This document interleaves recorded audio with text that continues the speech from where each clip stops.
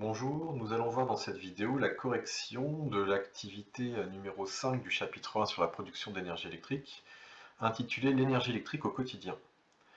L'introduction vous rappelle deux choses importantes. La première est que notre environnement dispose de beaucoup d'énergie, mais que malheureusement nous ne pouvons pas utiliser toutes ces formes d'énergie disponibles autour de nous directement.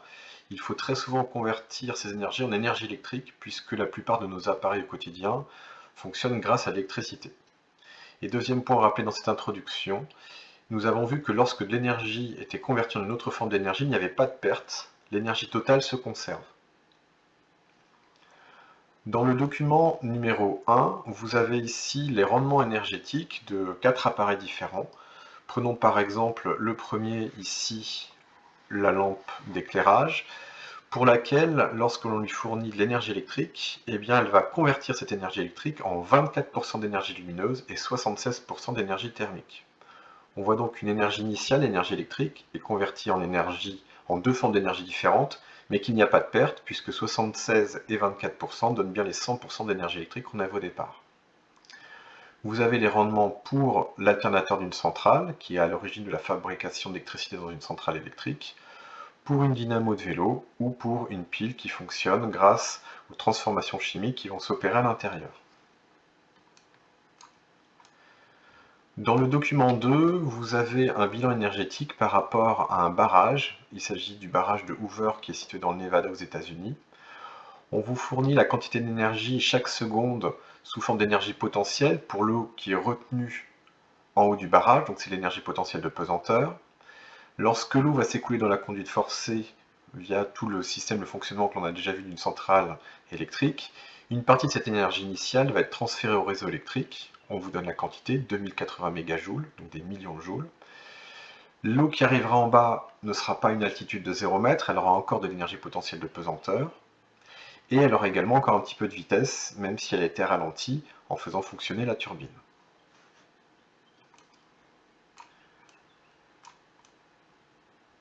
Voyons ici les réponses aux questions. D'après les documents, cite 4 convertisseurs d'énergie inventés par l'homme.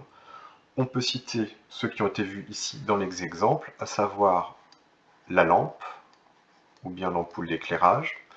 Nous avons vu deux types d'alternateurs, l'alternateur de centrale, ainsi que l'alternateur de bicyclette.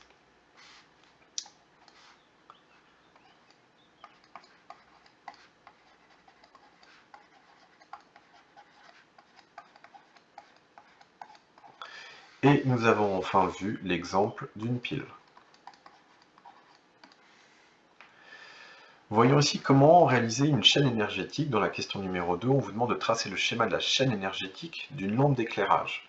Pour que la lampe fonctionne, la forme d'énergie qui va lui être fournie est une forme d'énergie qui est de l'énergie électrique.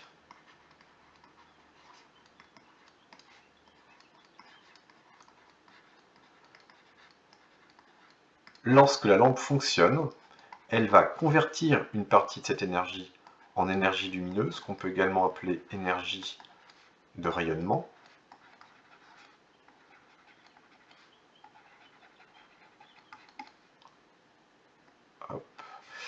et également en énergie thermique, puisque votre lampe va chauffer lorsqu'elle fonctionne.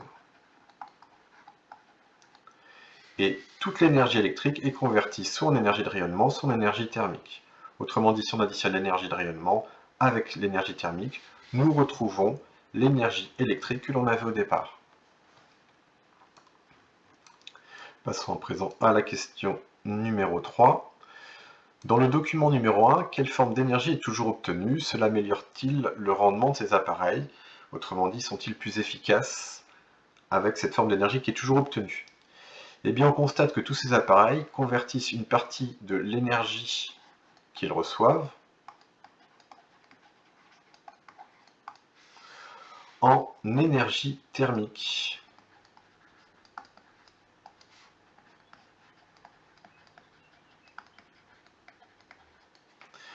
En effet, si nous nous rendons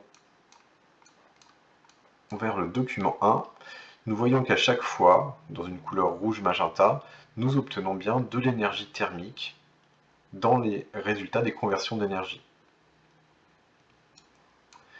Le problème étant que cette énergie thermique n'est pour la plupart du temps pas souhaitée. Autrement dit, c'est une énergie que l'on n'arrive pas à utiliser, qui est une énergie perdue pour nous, et cela va donc diminuer le rendement de ces appareils, ça va diminuer leur efficacité.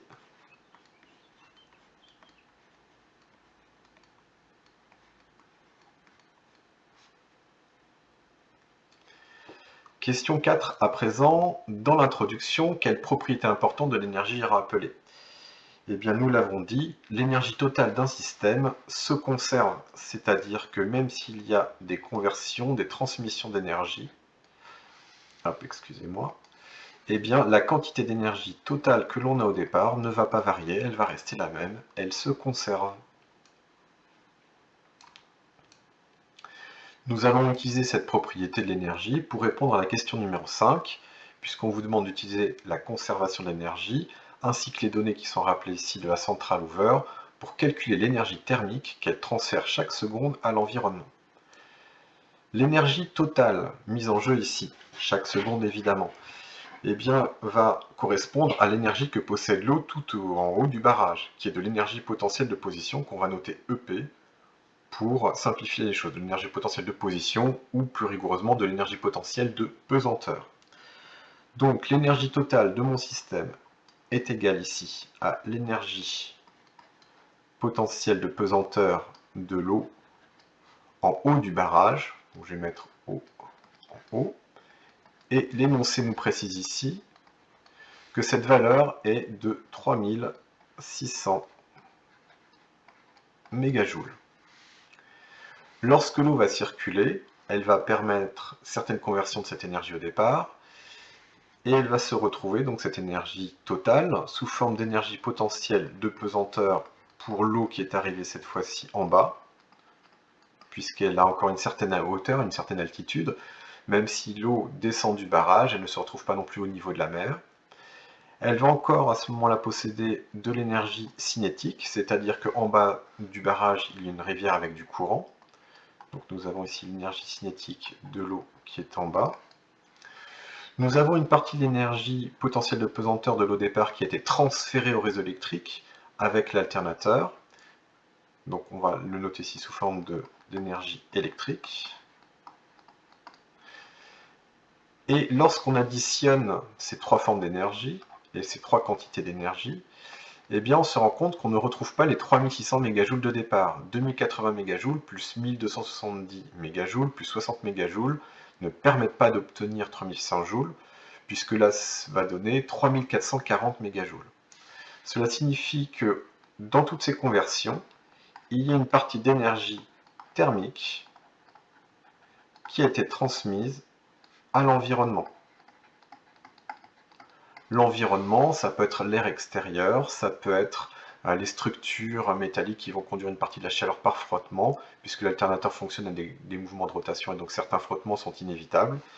Et donc nous avons ici un moyen de retrouver la valeur que nous recherchons, puisque la valeur recherchée c'est celle de l'énergie thermique d'après la question qui est transmise à l'environnement.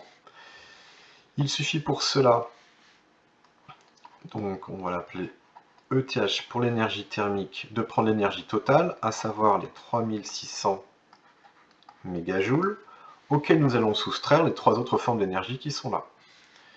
Nous avons l'eau qui était en bas, en quittant le barrage, qui avait une valeur énergétique de 1270 mégajoules, sous forme d'énergie potentielle de pesanteur.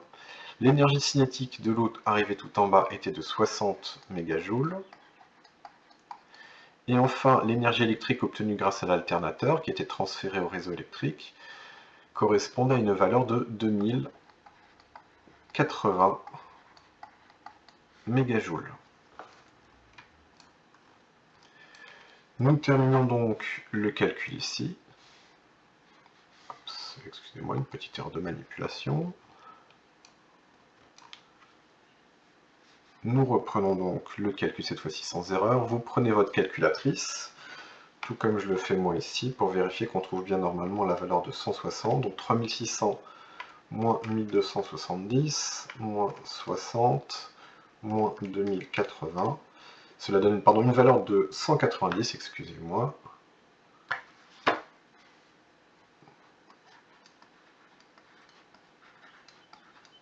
Mégajoules. Donc nous avons utilisé le principe de conservation de l'énergie, à savoir que l'énergie totale dans notre système ici correspondait à l'énergie potentielle de pesanteur de l'eau tout en haut du barrage, avec une valeur de 3600 mégajoules. Cette énergie va être convertie en énergie potentielle de pesanteur pour l'eau qui se retrouvera en bas après son passage à travers le barrage, également en énergie cinétique pour l'eau qui sera en bas qui ne sera pas immobile, en énergie électrique qui a été fournie au réseau avec la conversion qui s'est faite grâce à l'alternateur, et en énergie thermique qui s'est dissipée dans l'environnement. Nous avons ainsi pu retrouver la valeur de 190 mégajoules chaque seconde qui sont transférés à l'environnement. Nous allons terminer cette vidéo par la question numéro 6 qui permettra de voir les deux notions importantes de cette activité, à savoir la conservation de l'énergie totale d'un système et la notion de chaîne énergétique qui permettent de retracer toutes les conversions d'énergie ou les transmissions d'énergie qui peuvent avoir lieu dans un système. Nous avons ici comme source d'énergie au départ l'eau qui était en amont du barrage et qui possédait de l'énergie potentielle de pesanteur avec une valeur chaque seconde qui est estimée à environ 3600 mégajoules. Donc l'eau en amont du barrage fournit 3600 mégajoules sous forme d'énergie potentielle de pesanteur toutes les secondes à la centrale. La centrale va agir comme un convertisseur d'énergie. Elle va convertir toute cette énergie potentielle de pesanteur de l'eau en amont du barrage en énergie qui sera pour une part de l'énergie électrique,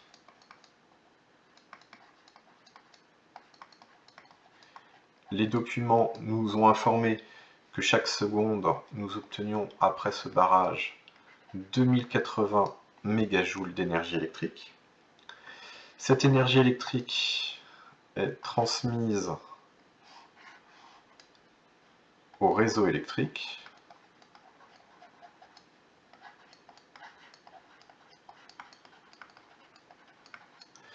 Nous avons également la centrale qui va convertir une partie d'énergie en énergie potentielle de pesanteur et également en énergie cinétique pour l'eau qui va se retrouver en bas du barrage, c'est-à-dire en aval.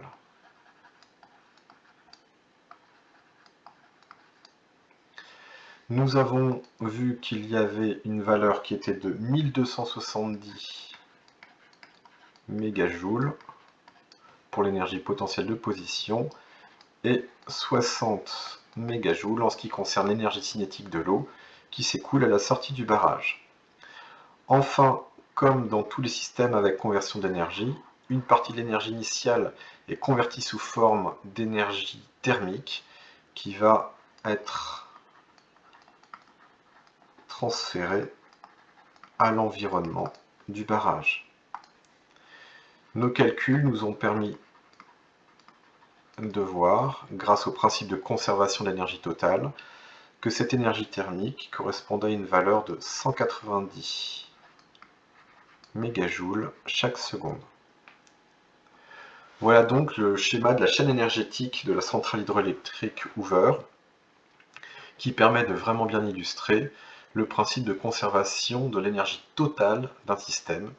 Ici, si l'on additionne les énergies que l'on obtient en bout de chaîne, l'énergie thermique, l'énergie cinétique, l'énergie potentielle, l'énergie électrique, nous retrouvons bien la valeur correspondant à 3600 mégajoules pour l'énergie que nous avions initialement dans notre système, sous forme d'énergie potentielle de pesanteur pour l'eau qui est retenue en amont du barrage.